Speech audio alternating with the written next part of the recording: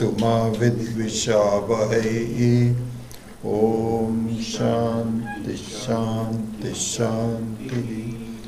Om Parthaya Pratibodhitam Bhagavata Narayanena Swayam Vyasena Gratitam Puranamina Madhye Mahabharatam Advaitamritavarshinim Bhagavatim Ashtadashadhyayinim Ambatvamanusandathami Bhagavadgītā Bhavatveshinim Yam Brahma Varunendra Rutra Marutaha Stunvanti Divyaistavaihi Vedai Sangha Padakramo Panishadai Gayanti Yam Samagaha Dhyanavastita Tatkatena Manasa Pashyanti Yam Yoginaha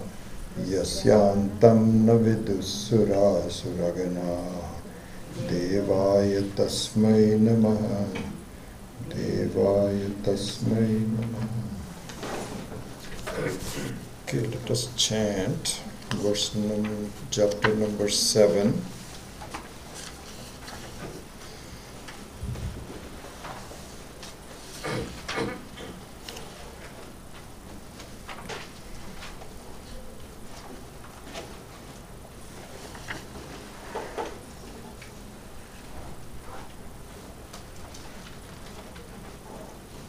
Okay, let's chant verses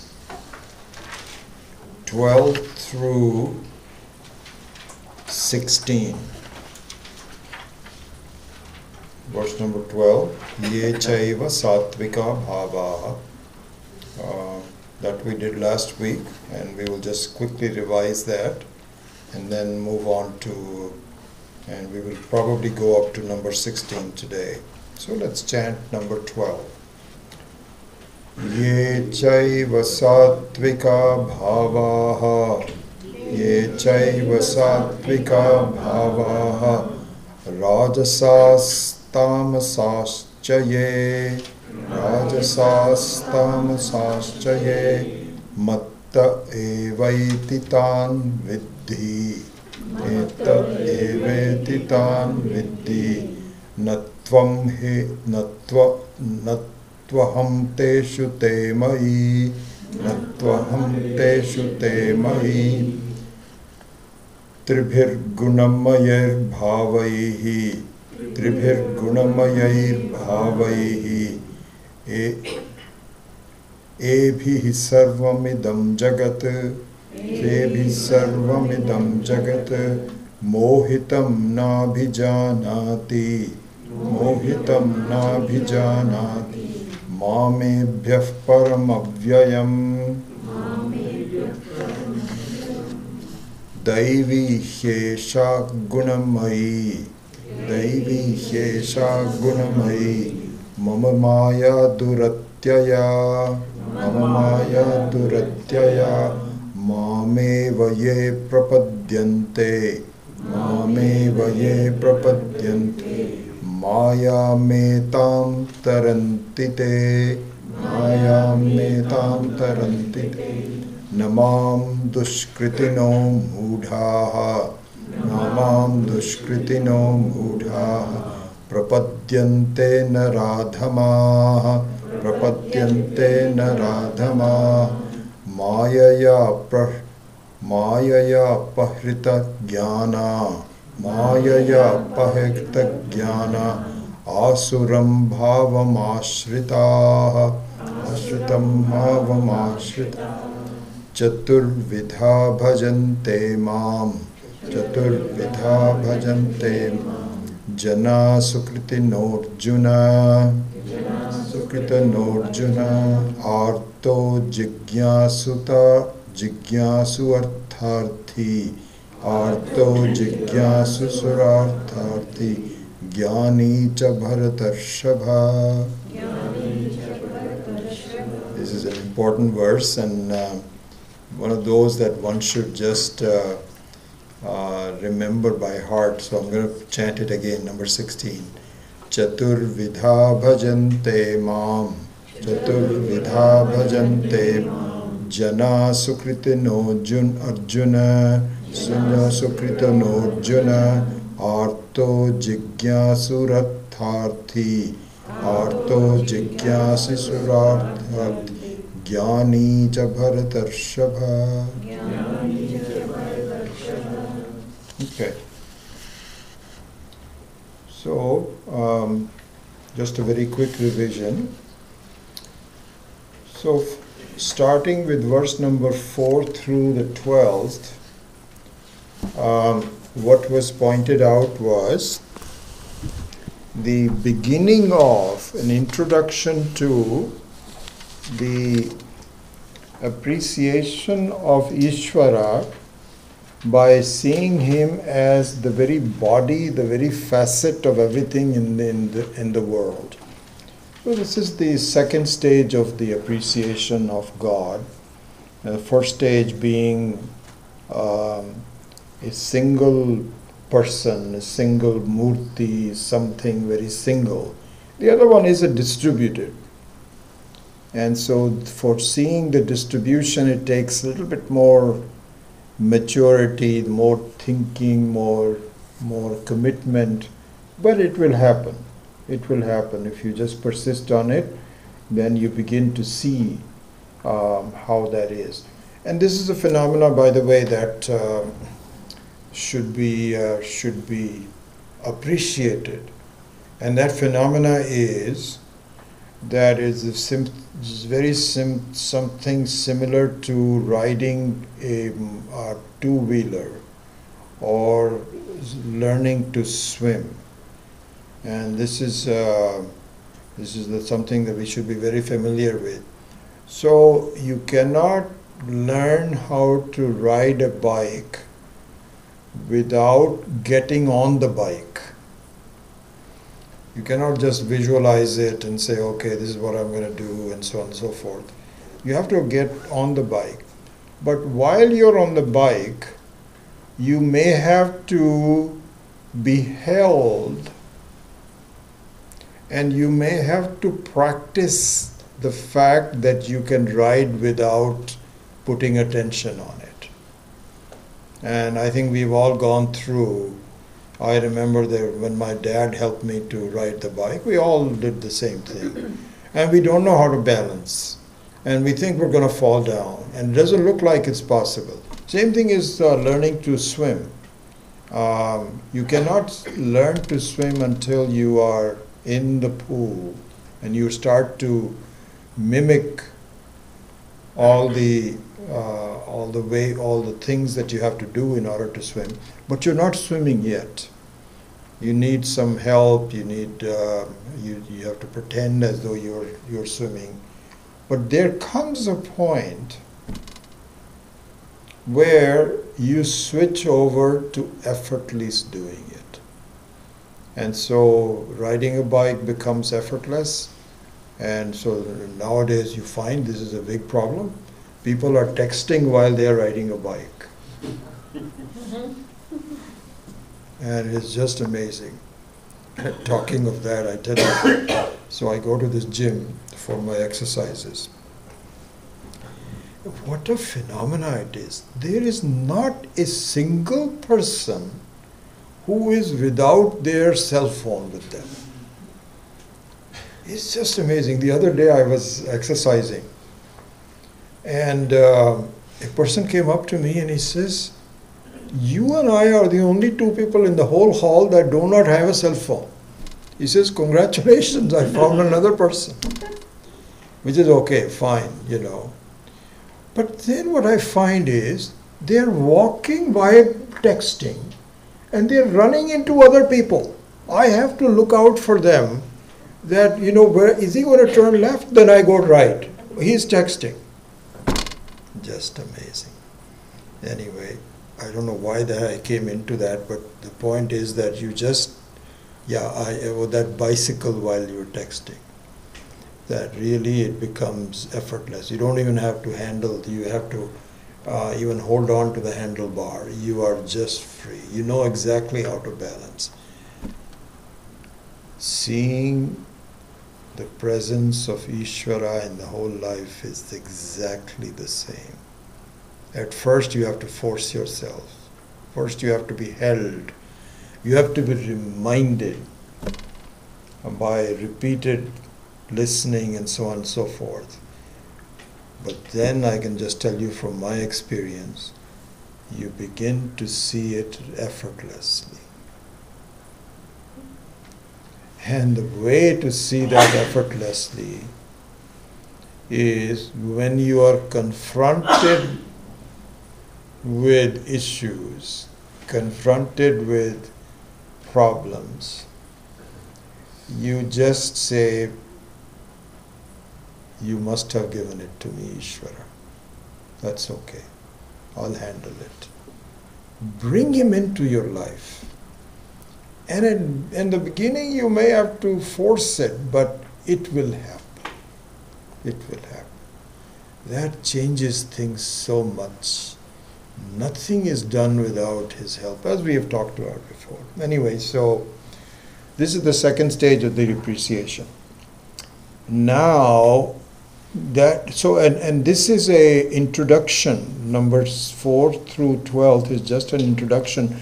This will be taken up later on as a separate chapter, as a Ishvara Vishwarupa Darshanam in much more detail. So this is all that we will do at this point. Now a new topic is started, and a very interesting topic with number 13. And that is, why should we even seek the help of God?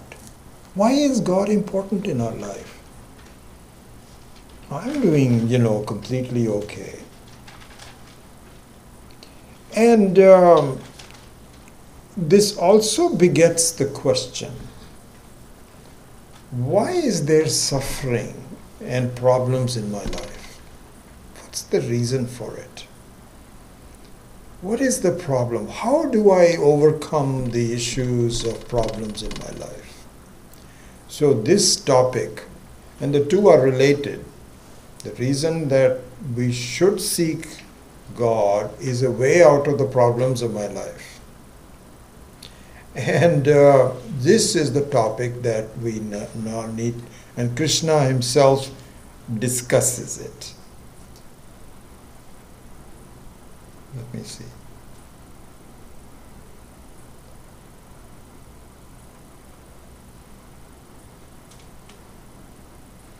There's something I want to discuss.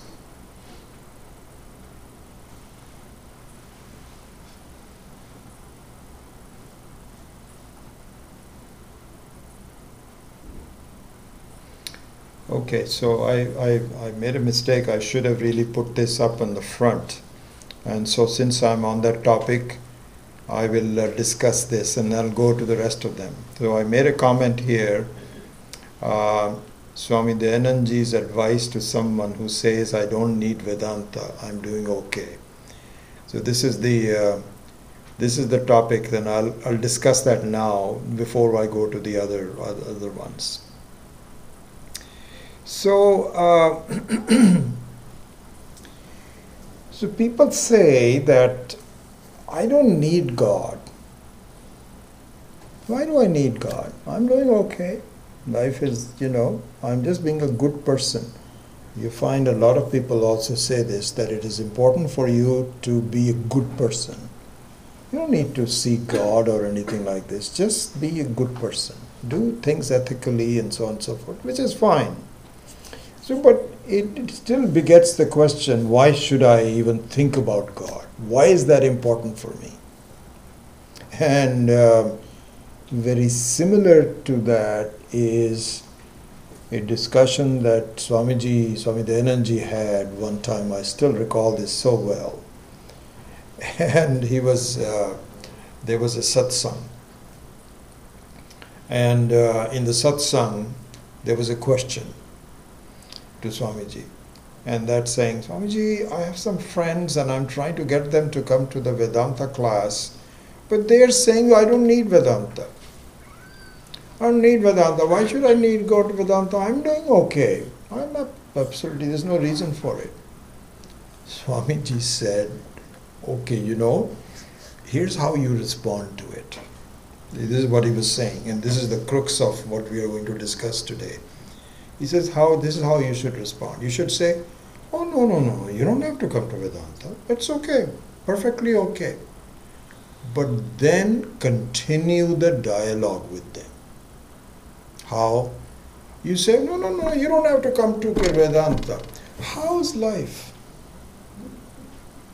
How's life? How's your job? Oh, don't ask me about my job. God, that is the worst thing that I need to really change it. And so for you continue. Interesting. How are the children? Gosh, they're giving me so many problems. And this, that, or the other. The health problems, and I have to drive them. How's your wife? How's your relationship? So he says, at the end of that, you say, this is why you need Vedanta. It is not theoretical. It is something that addresses everything that you want to do as well. And you want to improve your own life. And so Swamiji says, you can say, yeah, you don't have to come to the class, but then as you continue with the discussion, you find people are having problems. And so now that topic is now started. So, it says already based on our discussion about the introduction to Vedanta, that we have two components of our dissatisfaction in life. One is something peculiar to each individual, which is a personal and individual. You may be having a problem that I am not having a problem. I may be having a problem, you don't have a problem. I have some problems with my bodies that you don't have it, etc., etc. And those Vedanta doesn't touch. Those, let that be handled by doctors and psychologists and whatever it is, you take care of it. Because those are all peculiar to everyone. But then there is a common problem of all human beings. All human beings. Animals have their own problem, that much less. And so we're not talking about that. But as far as human beings are concerned, we have a common problem. And what is it? That I have a sense of being limited. I cannot do everything that I want to. I have a basic insecurity. I have to really look left and right to make sure, especially these days where, robberies are happening and people are taking away the laptops, especially if you have an Apple laptop. You should hang on to it because it costs, it fetches a lot of, anyway, insecurity of different things. Insecurity about the future, uncertainty about the future, unease. This is common to all of us.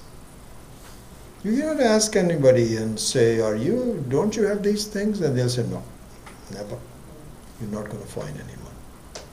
There's some variations on the theme, and the interesting thing is that there appears to be no remedies for it. In other words, we go really from birth to death not having solved it. And this is really an amazing thing that, we go through without really, we expect it, we want it, but we cannot get it. And really speaking, there is nothing in the creation which is created for which there is no answer. Not possible. So there has to be an answer to this. What is the answer to the continuous feeling of unease common to all human beings? This is being discussed in this section. Okay.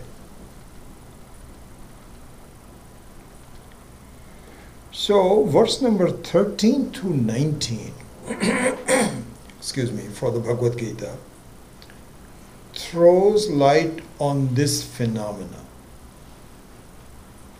And the way it is structured is that verse number 13 very briefly describes the phenomena, the diagnosis, and verses number 14 to 19 provides the remedy. Here's the structure. Okay? So let's go to verse number 13. The one, I'll just read it. You don't have to read it, but I'll just read it just as a reminder. Tribhihi gunamanaihi bhavaihi ebhihi sarvamidam jagat mohitam nabhijanati mamebhyah paramabhyayam. This is the verse. He says,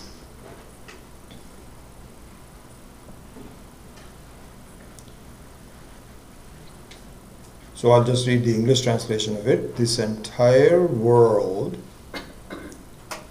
deluded by these things, which are the modifications of the three gunas, the three qualities, does not know me, who is changeless and distinct from these modifications of the gunas. So it's like, going to the doctor and saying, I've got all these issues, problems, and so on. What's going on? So the doctor says, okay, here is what I think is going on. So this is the number 13 is, here is what is going on. And what is going on is being discussed. So it says, and so in explanation of this, I'll close the loop on the words in a minute, but let's look at the explanation first. So we have seen that each of us consists of two kinds of natures, the higher nature and the lower nature. What is called para prakriti and apara prakriti. This should not be new to you. We have already been discussing this. And we saw that the example was that the apara prakriti, which is jadam, which is inert, can be called like an appliance, whereas para prakriti, which is alive, makes things move, is like the electricity in the appliance. That was one example. We have other examples that we can use, so let's keep up with that. Let's keep that example in mind. So each one of us has these two components. Okay? Now, the apara prakriti is the one that is causing problems to me.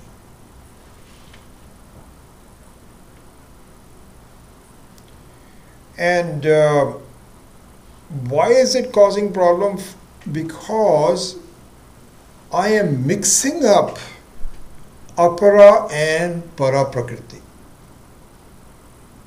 I'm mixing them up. So instead of separating that, one does not, like the electricity is not affected by the appliance. This I don't know. I don't know myself that I am pure electricity. So if the appliance stops working, then I feel that it has affected me. If it is broken, if it's not functioning well, problems. This is exactly what is happening. And so as long as I take myself as a combination of para and apara prakriti, not knowing that I am really just para prakriti, then apara prakriti has a control over me. Because I'm always dependent. I'm always dependent whether this appliance is going to work or not, how well it is working. And this is exactly how my life is. That I find is that this apara prakriti, which has, by the way, 3 gunas. So there are 3 ways it has control over me. Rajas, tamas and sattva.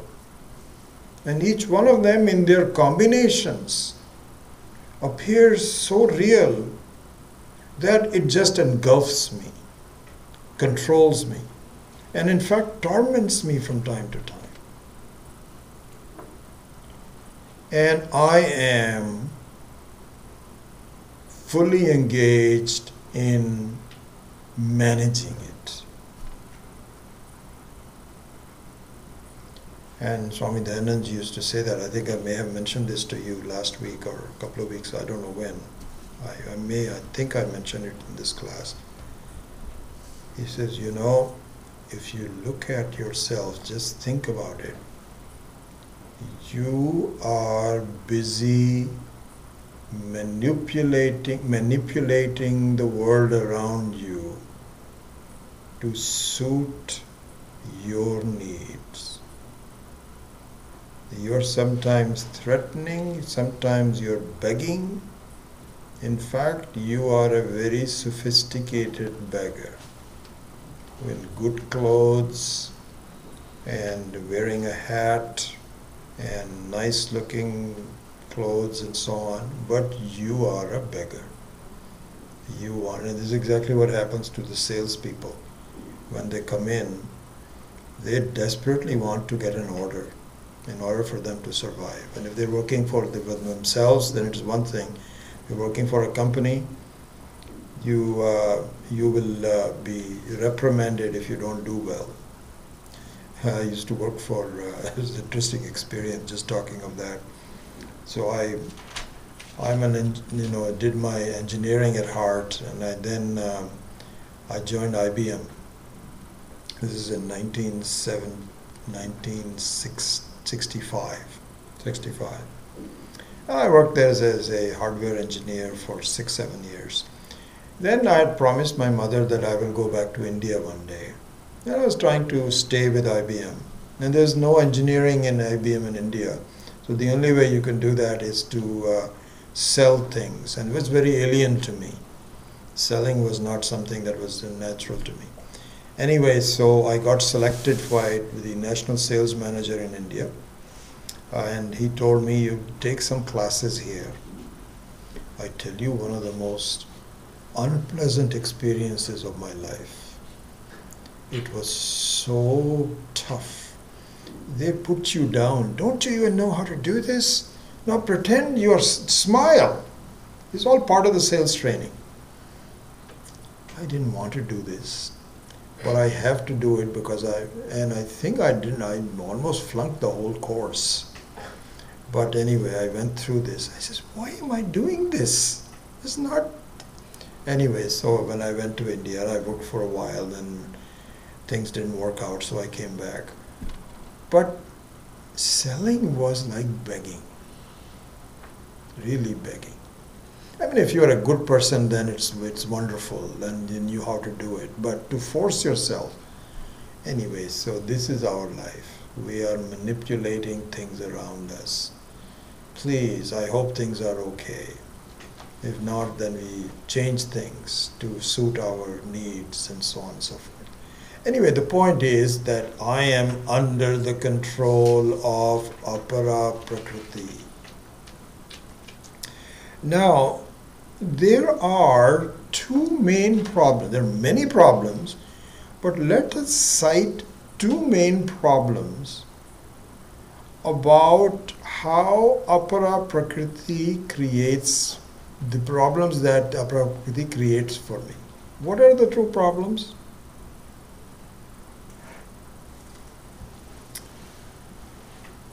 I want a sense of fulfillment.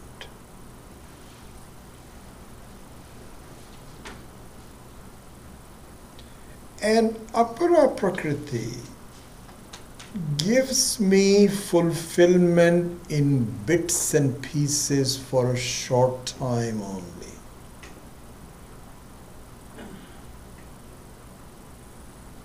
We were discussing this earlier in the Mandukya class, that even while I am happy, I know this happiness will disappear soon. It's kind of like, even when you are hungry and you have a good meal and you are no longer hungry, you know you're going to get hungry pretty soon. Same thing here. Even when you are fulfilled for a short time or something, immediately you start looking for when this is going to end. They say that, I can just tell you that really going on vacation at your own favorite spot, like let's say Hawaii. Going to Hawaii, really you feel very fulfilled. The weather is nice. You don't have to dress up, it's all casual, waves are there, and so on and so forth. But here's the problem. It's very expensive. Hotel rooms are $500 a night if you want to go to a hotel. And the other part of going there is that you are there for just 1 week. And this is what happens. The first day you don't think about how many days are left. The second day you say, oh, there's only 5 days left. Hey, you should be enjoying. But no, along with that you are worried that's only 5 days left. And on the last day, there is a bill slipped under the door. And say, if you don't pay up, you have a problem. So this is our life. Even when we are happy, it is short term. The second part is that all these machinations of life are in complete flux. And at the end of the whole thing, there is nothing left. It's time to leave the body. Have you really fulfilled? You may say, I had a good life. This is what inside you say, what is it? What is my future? Where am I going? What's my next life? So these are the problems of Apara Prakriti.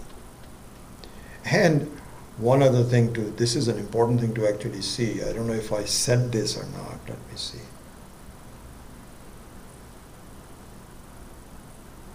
No, I didn't say that, but let me just say this. So our teachers all said this very well. I think this is going to come a little bit later on also. So I am what would be called, in paraphrasing our life, slipping and sliding. I am continuously in motion. I don't know what to hang on to. Like, for example, take the problem of insecurity. And sometimes you feel insecure. In India, they used to say this when we were growing up, that if if a person is having problems, they say, get him married. Get him married, all his problems will go away. Why? Because he's very uncertain, very not lonely and so on. But once he gets married, then he'll become complete and so on. It works. Yeah, it doesn't work because you are insecure and you're marrying another person who's also insecure. Now this is insecurity squared. It's not as though it has ended or anything like this. He or she depends on you, and you and she depend on your expectations. It's not going to. So insecurity of slipping and sliding is not going to really help you. Swami Paramarthananda, a lot of my notes are from Swami Paramarthananda's, really. It's just, I must say that. I'm just presenting it to you in a form. He has different ways of presenting it, but the ideas, the structures are very much his. So he was saying that if you are in a free-flowing river and you want to stop, you have to hang on to something which is not moving. Otherwise, you're just going to flow right through. Like you are going on Niagara Falls. If you want to not go over the falls, you have to understand there must be some stop somewhere. What is that stop? It turns out that stop is Ishvara, God. That is the Para Prakriti. And this is what we have to see. This is the problem of... This is why you say, why do I need God? I don't need. Well, if you're happy with your life, don't need it, fine. And a lot of people just say, I don't care if I'm happy or not. I don't have time to look into God or anything like this. I'm just going to manage my life the best we can. Fine, good, that's fine, that's okay. Do it your way. But if you have some fundamental desire to get out of the mess of life, then the best way is to seek the help of a non-moving, already secure person. And there's only one person who is totally secure, non-moving, helpful, which is Ishvara. Anyway, that will come a little bit later on. So now,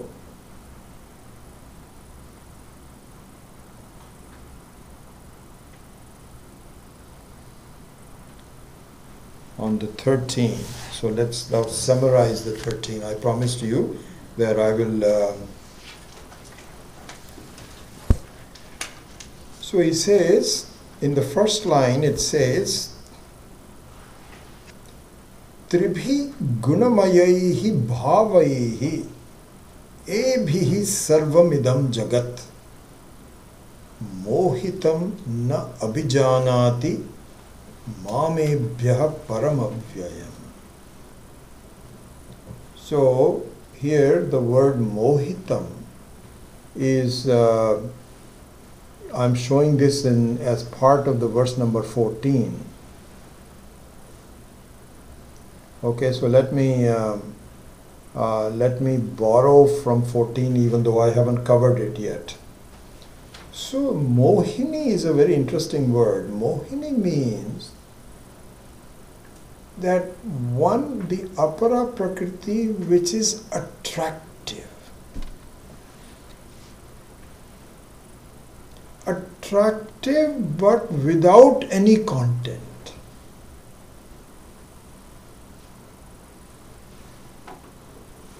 Here, it's interesting, in the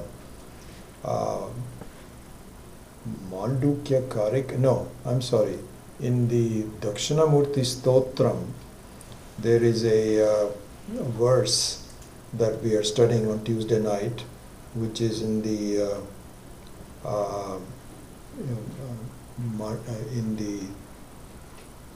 commentary on Dakshinamurti Stotram. There, Maya is likened to be a prostitute, Veshya. And so this Mohini is an important thing. So supposing there is an attractive in this case a lady, because usually it is from a man's side. If there's an attractive lady that has some substance and some beauty of her own, then it is not called a mohini. But supposing there is a person who is a call girl, who looks attractive, but really has problems in the sense that is not a real person that you want to get engaged to, may even have diseases and so on. But on the surface, it looks very attractive. So the word mohini is used in life. This is a harsh way of looking at life, but it says this is the truth. Why? Because, and we'll give you some more arguments in a minute, you are deluded by it. You are controlled by it, you are deluded by it, and you are engaged in pursuing your relationship with the world. Even though while you're complaining, you're having problems and so on and so forth. So now you can see the meaning of the verse number 13. I'm still on it. Tripihi gunamayehi bhavaihi sarvamidam jagat mohitam. You are deluded by the promise, the empty promise of life. And while you are doing it, you don't think of me, who alone is not slipping and sliding, who is the firm person you should get hold to. It's like you're drowning in the river, but if you can hold on to something which is solid, you'll be okay. But you don't, because you're so busy with leading a life which eventually doesn't lead to anything. This is the idea. So we can even go to number 14 at this point. He says, Daivihi esha gunamayi mama maya duratyaya mameva ye prapadyante mayam etam tarantite. So, here the question is, of number 12, fine, I understand that I have two kinds of prakritis, para-prakriti and apara-prakriti, that I am engaged in apara-prakriti and so on. But the question is why? Why am I doing this? Why is it that I am chasing apara-prakriti? And why am I not invoking my para-prakriti? Because, and we were just discussing, it is because this is the nature of Maya. Nature of Maya is that if something seems attractive, it is difficult to not follow it. And in fact, the example given here is that if you are very thirsty, which is a phenomena in many of the deserts, that you find that the animals, deer, they say that many of the animals in a desert, they see, because of the heat, ripples in the sand, and they feel like there is water there. So they run after it, and they find there is nothing. But yet there is some place else which there is a ripple. Then you run after that. This is a phenomenon which is well known. This is called mirage water. This is our life. When we say you are a sophisticated beggar, this is what we mean. We are just very difficult to do that. This is exactly what he's saying. He says, Daivihi esha gunamayi mama maya duratyaya. Duratyaya means very difficult to cross. Very difficult to cross. Not easy to do. And we will see what needs to be done to cross it. He says the way to cross it is, well, we don't say that here. Sometimes I don't make my commentary as nicely flowing as I would like it to be because of limitation of time. But he says, Mam eva ye prapadyante mayam etam tarantite. He says, the fortunate, mature, lucky ones finally come to me. They spend their whole life wandering around, slipping and sliding. But for whatever reasons, they finally discovered, my gosh, there is a way to get out of this problem. And why is that? Because in order for you not to continue slipping and sliding, you have to hold on to something which is not slipping and sliding. This is the reason. Not that I'm superior or anything like this. That's it. That's very simple.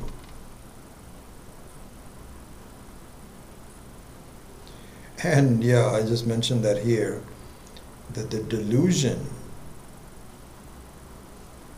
is so strong because if a person knows that I am deluded, then the party is over. But you don't think about that. You feel, I'm not deluded. What kind of a delusion are you talking about?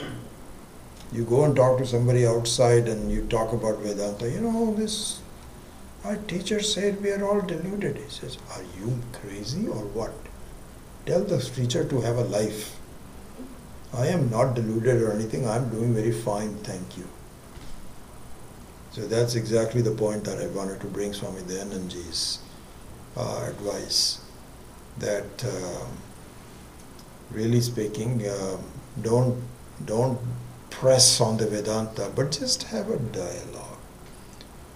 And then say, well, we haven't had enough time, let's have coffee sometimes. When you have coffee, then you find there are some problems that are insolvable, except if you take refuge.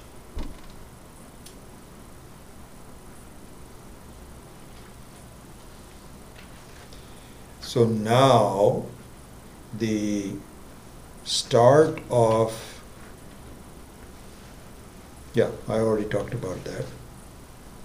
I already talked about this. So take my refuge, I am changeless, secure, fulfilled. So now, the topic of the solution is now brought in.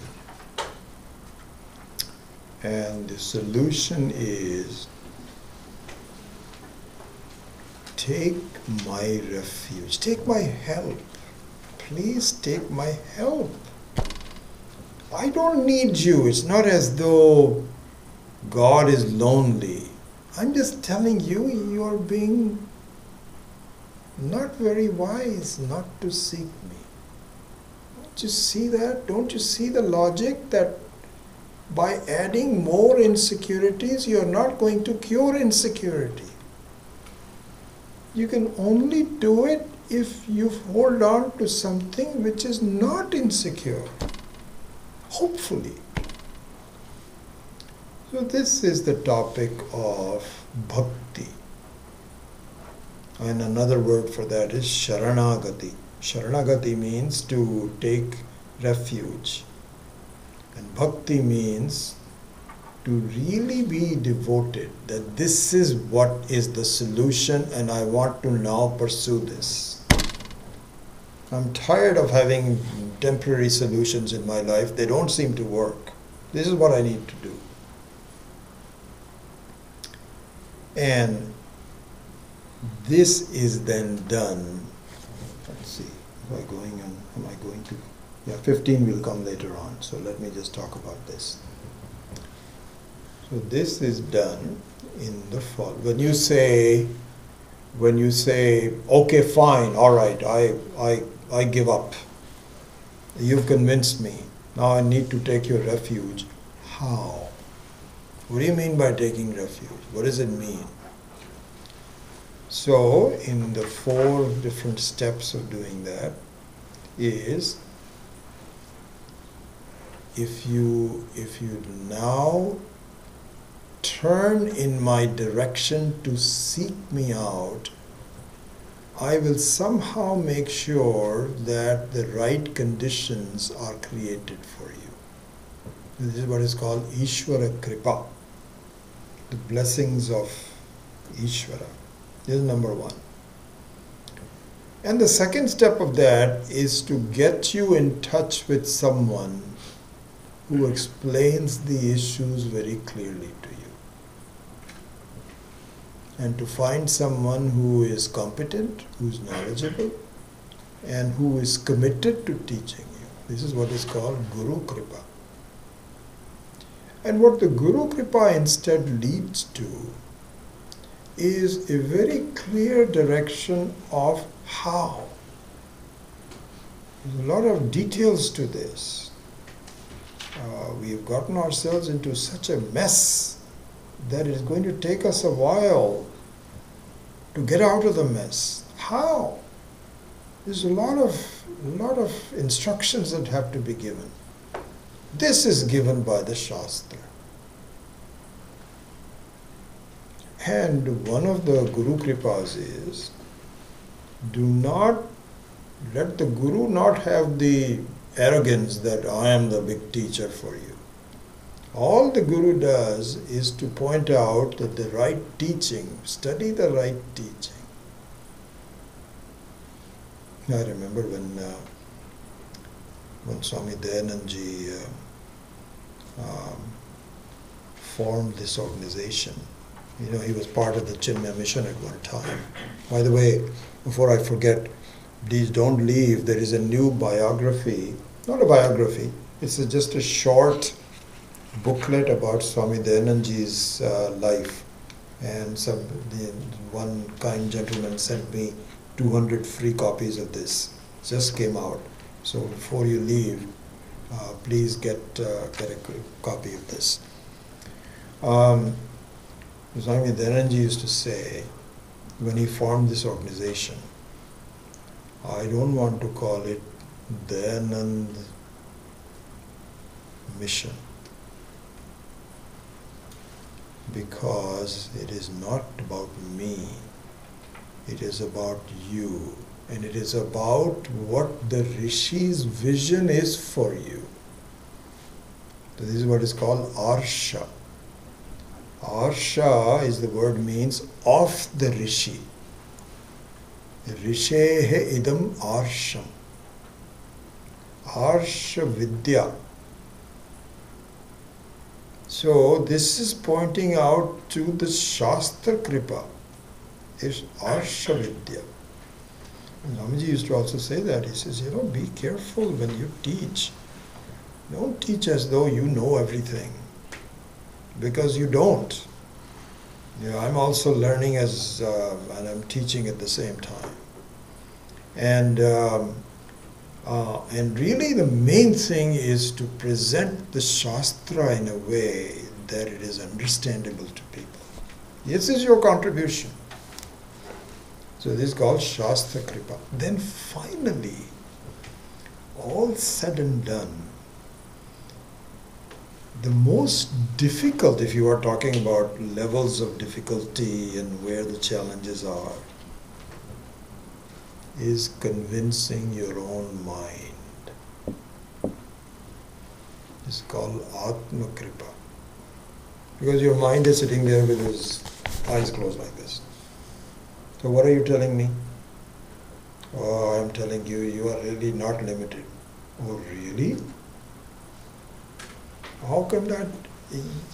What do you mean I'm not limited? I'm limited. You are limited.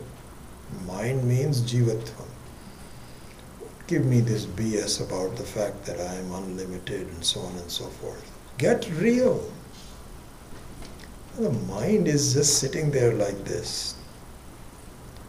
This is why you have to convince to unclasp this hand and just say, Baba, listen to what's going on. And you will, one day the mind says, oh, I see.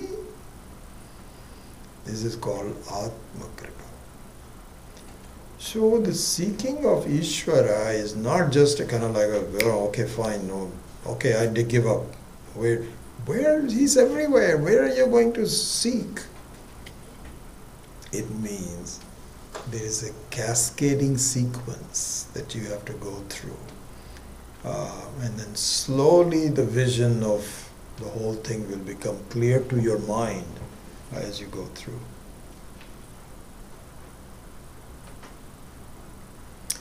Now comes a sequencing, a grading of the development of bhakti. Because as we've discussed it before and it continues to point out, this is not going to happen just suddenly. It's going to happen slowly. And you have to see how it happens, to whom it happens, what do you have to do to make it happen. All of that is going to be discussed. Starting with the absolute bottom of this, number 15, which is which says that it's very possible that you may not even turn in my direction. And not only is it possible, this is most probable. This is exactly what I see happening.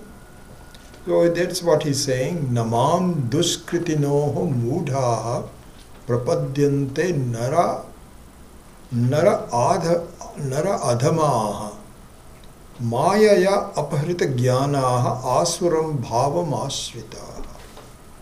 He says, those who do wrong actions, who are deluded, who are the lowest among people, do not seek me. Therefore, robbed of their discrimination by Maya, that they have resorted to the condition of those who revel in sense pursuits. Anyway, I won't go through all of that. So anyway, what it was, verse number 15 says,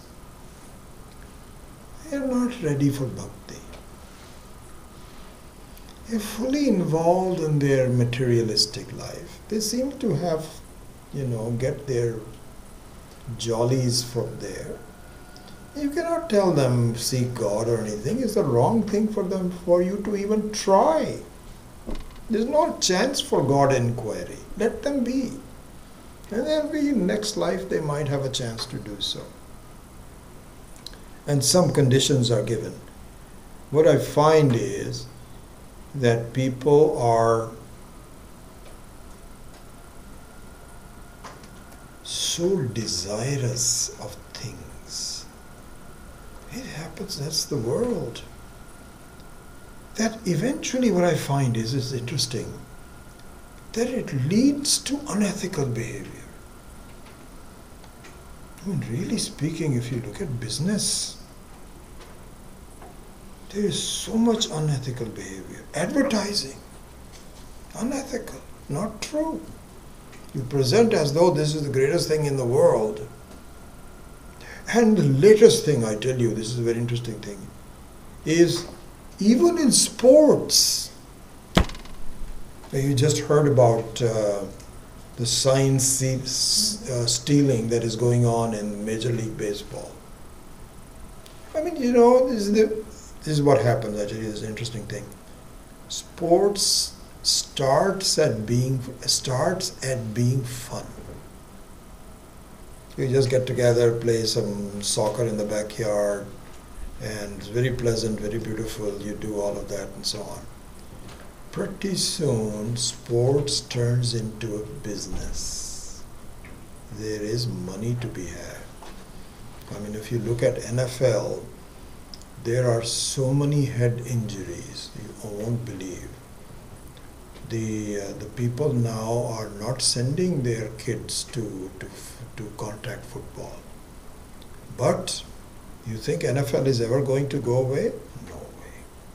The money that it is there. And so now, of course, there is cheating. Whenever there is business, it no longer is fun, it turns into cheating. Where is the opportunity for seeking God when you are so headlong involved in the wrong direction? You're going in the opposite direction. It's not as though you're saying you're going in the right direction, but you're making some mistakes. No, you're going in the opposite direction. You have to come back.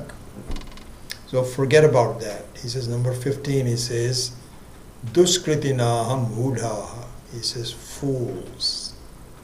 They are cutting their own future, and it's going to take them much harder to do so.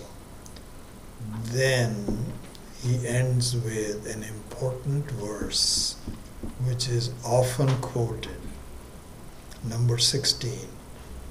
Chaturvidhaha bhajante mam. He says that for those who have started to have the inquiry about Ishvara, there are four. So there are either four types of people, or four stages within the same person. So you can take this gradation in number 16 either as the gradations of bhaktas or bhakti. Either one will be okay. Doesn't matter. Those are the four one. And here Swami Paramarthananda has altered the sequencing a little bit. So the first one is artha, and for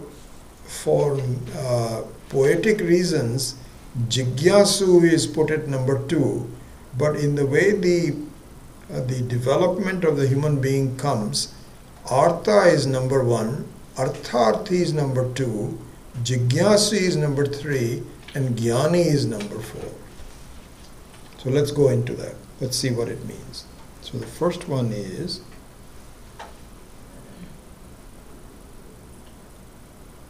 artaha.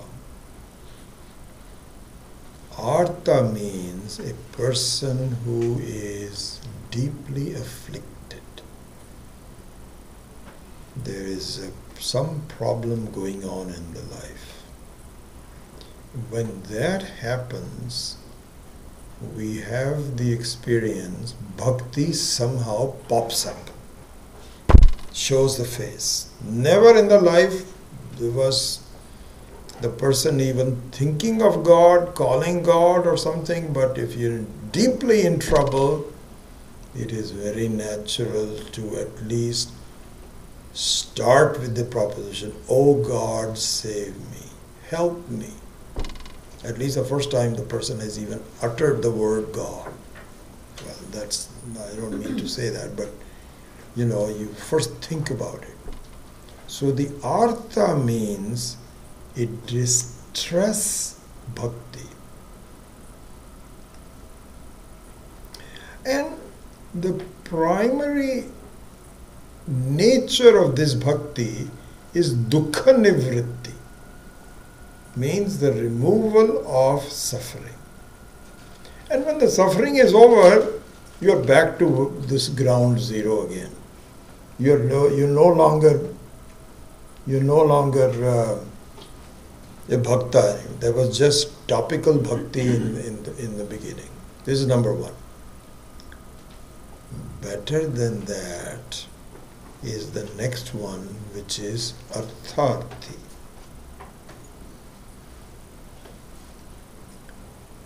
The artharthi is not for removal of distress, but the acquisition of happiness. And in the acquisition of happiness, you make God as an instrument. God is not the goal, but it is a sadhana.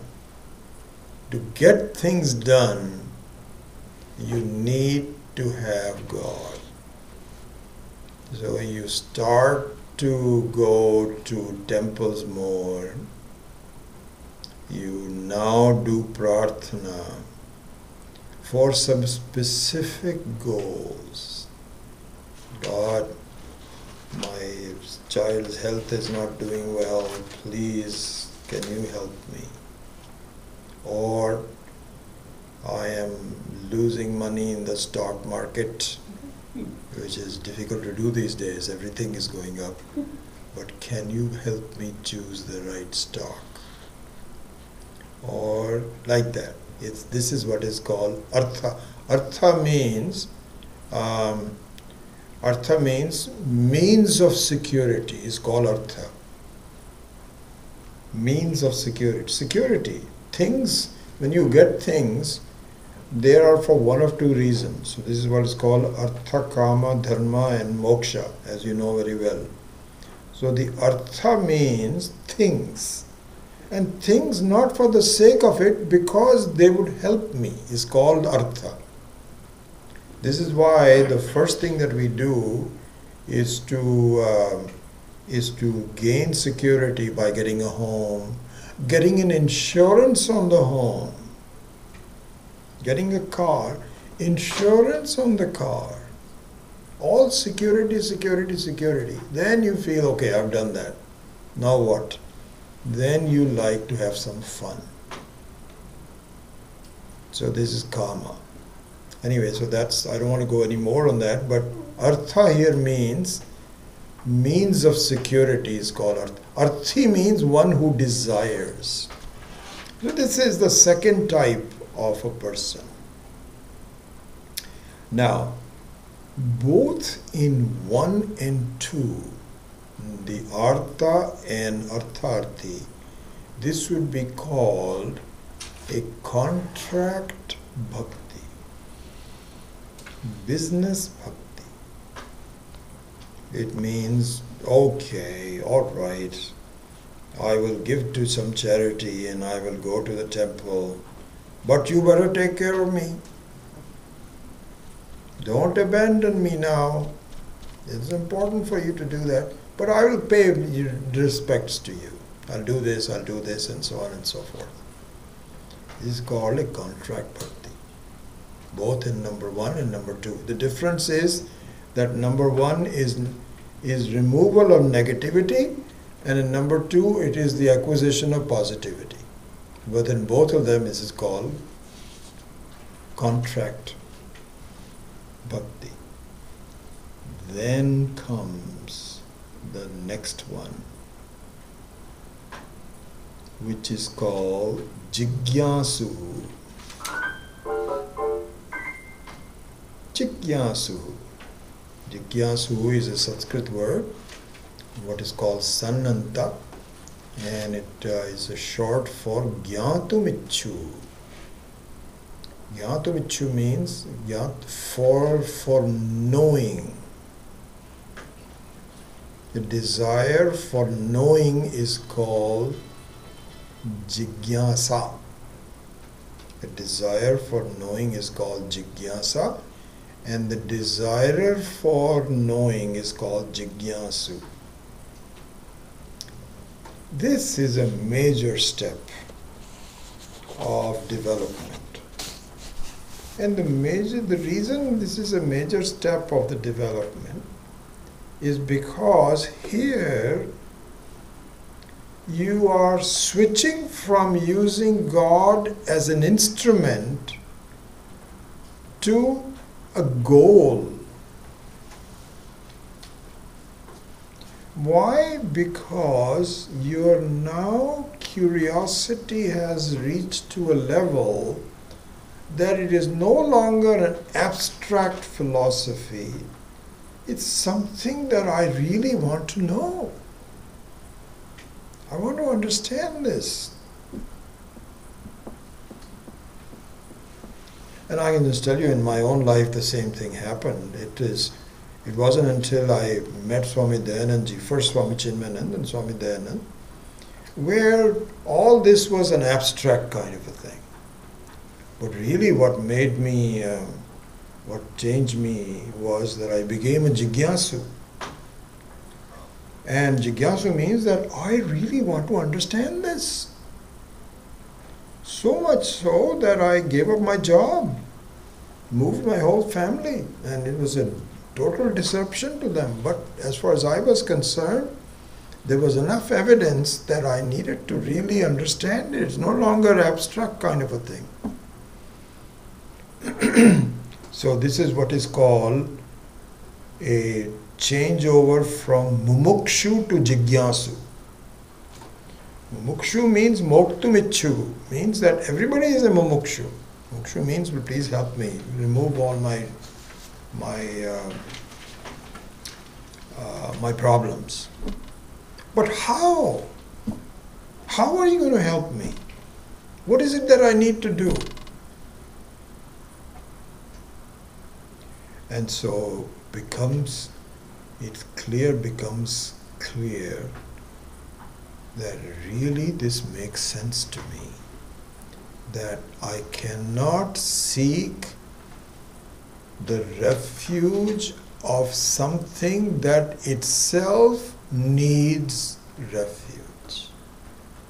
I cannot seek something that is also insecure. That reminds me of a story that I had, someone had told me, one of the teachers had said, and apparently this was a real thing that happened. So one of the Mughal emperors of India was Akbar, as you know, and Akbar was one of the more benign Mughal emperors, and God-fearing, and he was very religious, and so on. So this is also a fact that all these emperors, what they would do, they would have what is called a divan-e-am. So divan-e-am means that all the people from all walks of life were allowed to be in a meeting and ask him questions.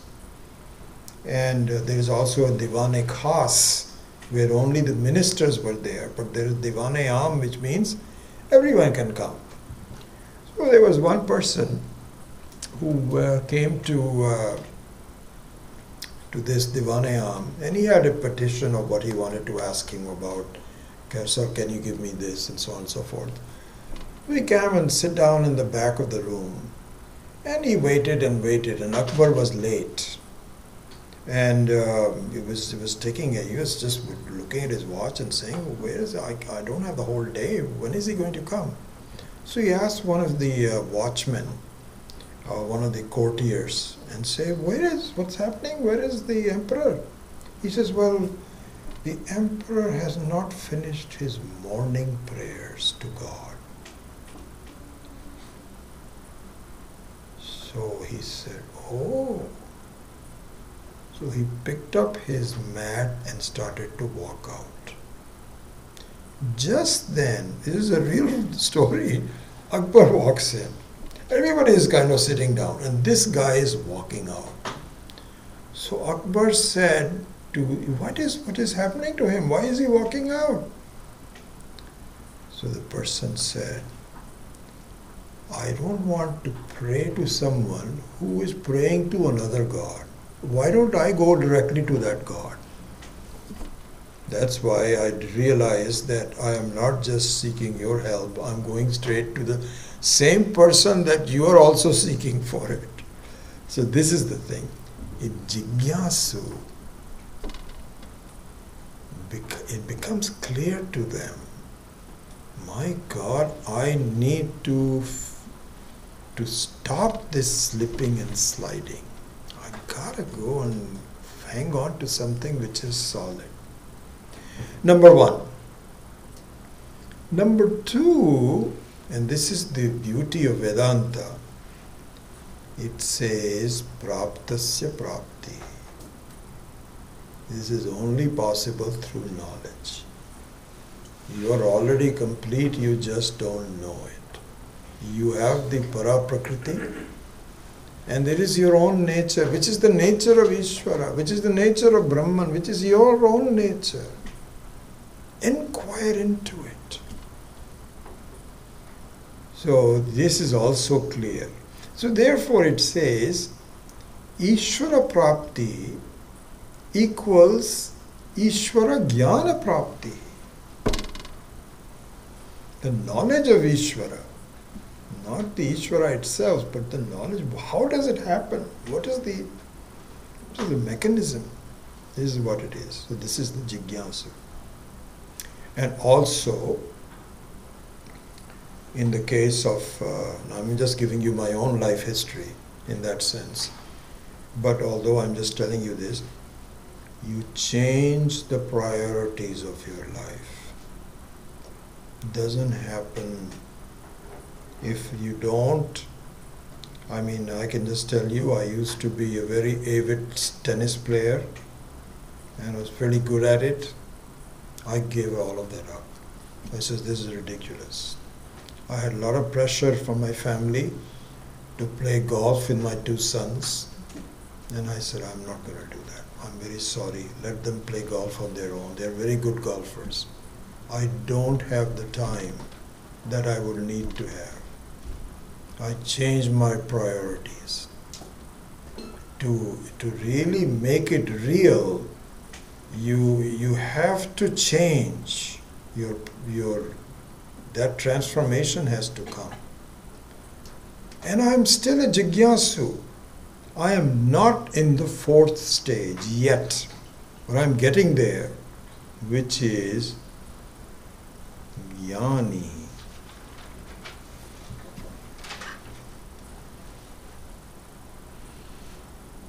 Artha, Artharthi, Jigyasu, and Jnani. Jnani means who has arrived. Who has arrived. Means everything is clear. The distinction between the seeker and the sought is no longer there. The Ishvara is neither a sadhana, a means, nor a sadhya, a goal. It is siddha, an accomplished thing. And the metamorphosis of the bhakti goes from artha to artharthi to jigyasu and to jnani.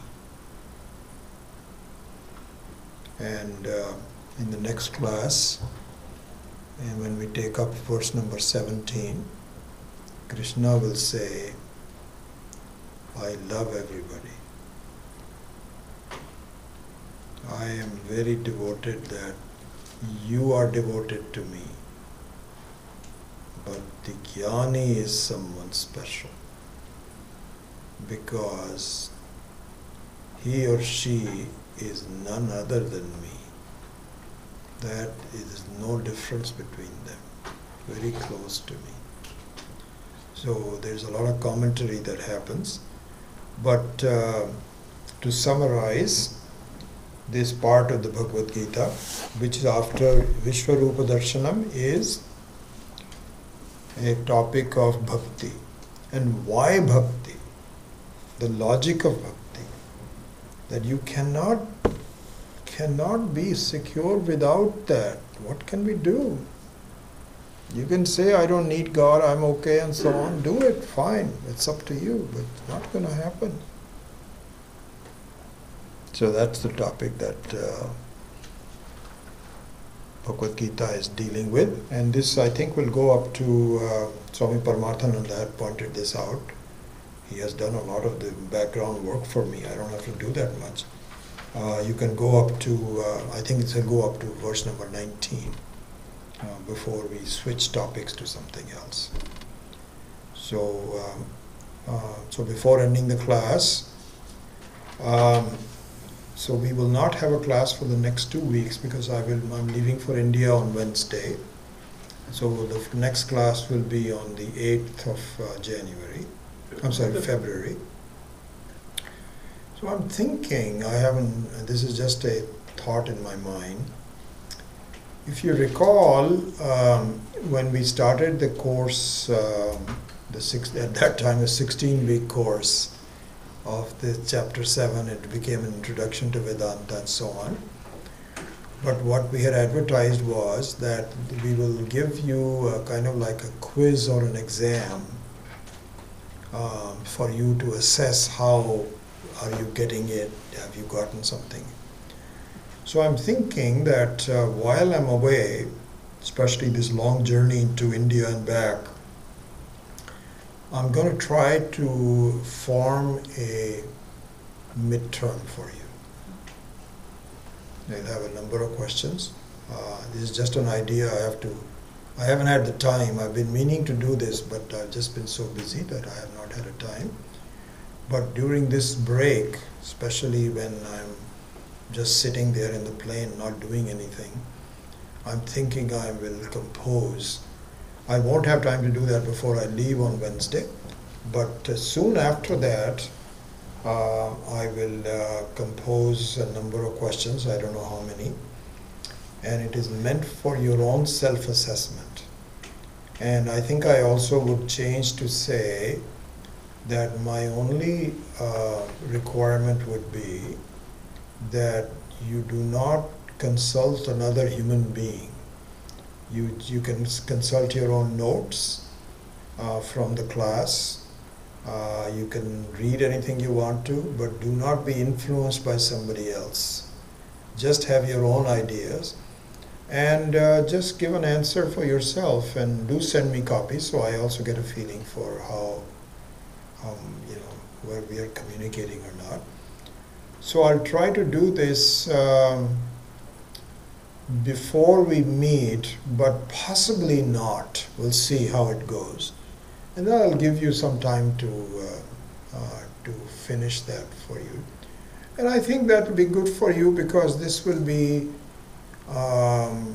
it'll give you some background. If you wanted to communicate this to others, at least you have some basis for understanding. And so anyway, this is what I'm planning to do. So I think that's it. Yeah, and I think the other thing that I just wanted to mention to you is that thanks to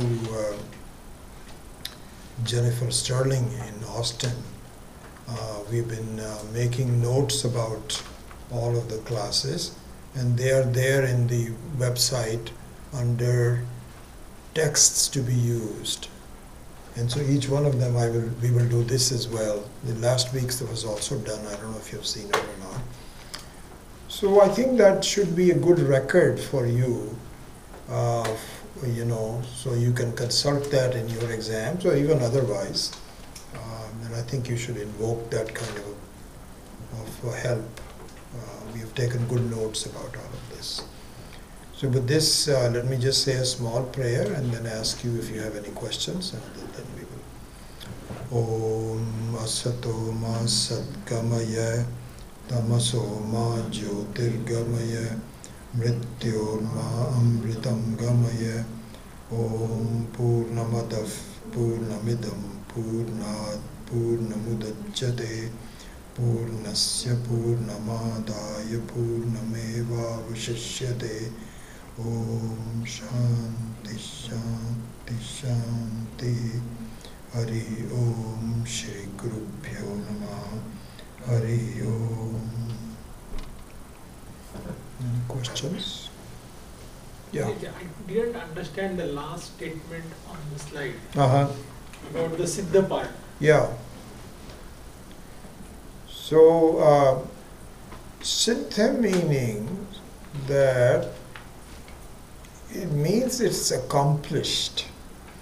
It is no longer to be accomplished, no longer by which it is accomplished, it is done. So this is praptasya prapti, really, that I am, this is what we were discussing in the earlier class, in the Mandukya class. You, the seeker, are seeking something which is already there, but you don't know it.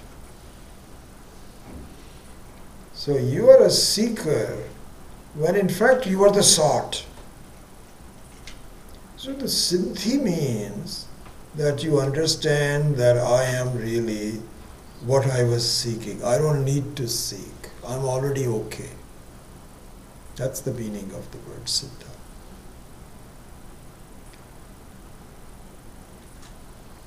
We'll go into this in more detail, obviously. It's not the only time. But yeah, that's just to put it in context, because, Sanskrit language is beautiful. It has all the roots, is the word siddh, which means to seek. So then sadhana comes from siddh, means the means. Sadhya comes from siddh, means to gain. And siddha means already the seeking is over. That's what it means. Yeah. The whole thing is so well structured and informed. At the same time, for the sake of argument, can you consider that as a superstition? Which one? The whole bhakti and No, not in this way.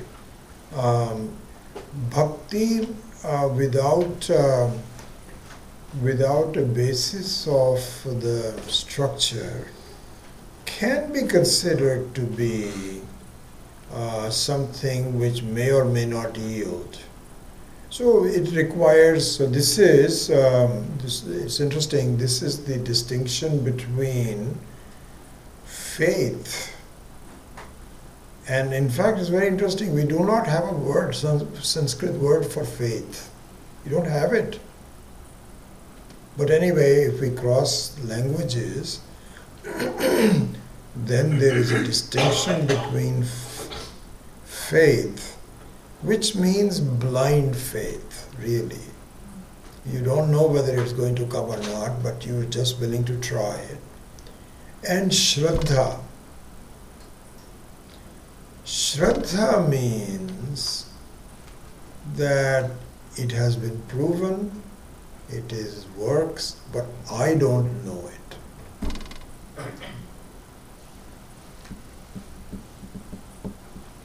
Here's an interesting example. They say that if you take a triangle, the inside three sides of the triangle, if you add all of the angles, it always equals 180 degrees. This is called the truth.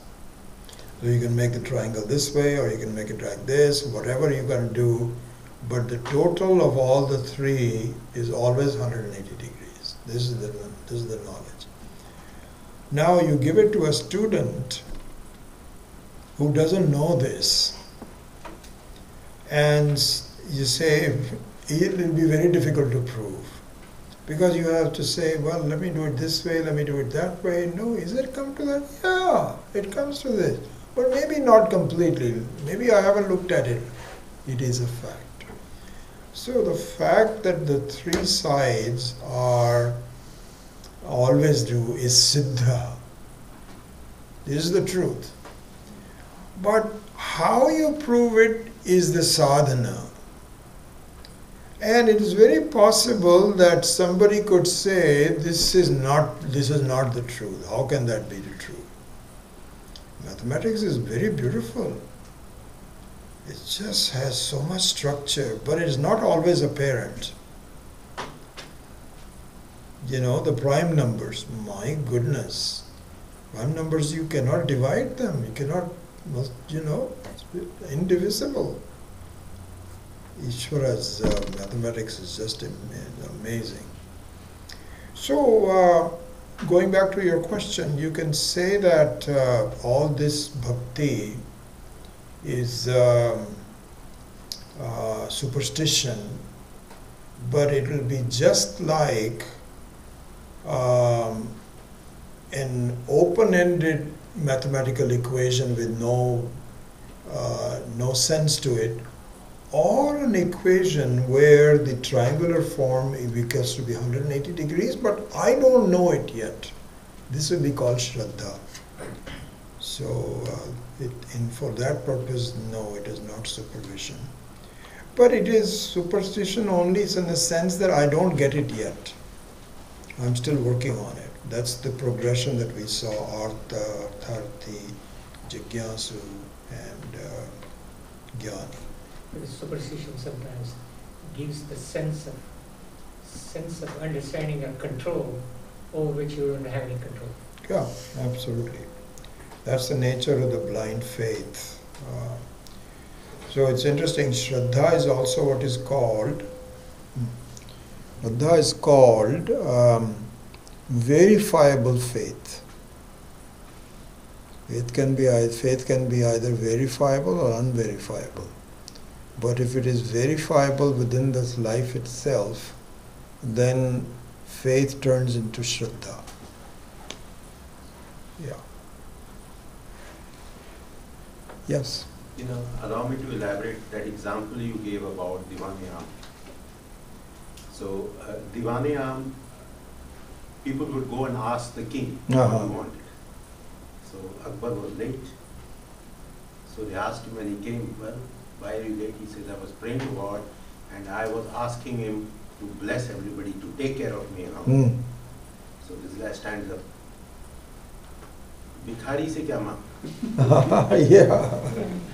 Bhikhari se kya mangna means that's exactly the same point, that you yourself are a beggar. So I don't want to really get anything from you. Exactly. So what it means is that if you have to seek somebody's help, they must be much more secure than, and the ultimate security is God's security. Yeah. Because you find that if you seek security from someone less than that, they may have an agenda of their own. And yeah. Any other questions? All right, so we'll see you in a couple of 2-3 weeks, I guess. 8th of February. Tuesday class. Tuesday class I will have. Yeah, because I don't leave until Wednesday. I hope that I have enough time. I think I'll have enough time. If not, then I'll announce it later. But make sure you get a copy of this book, please.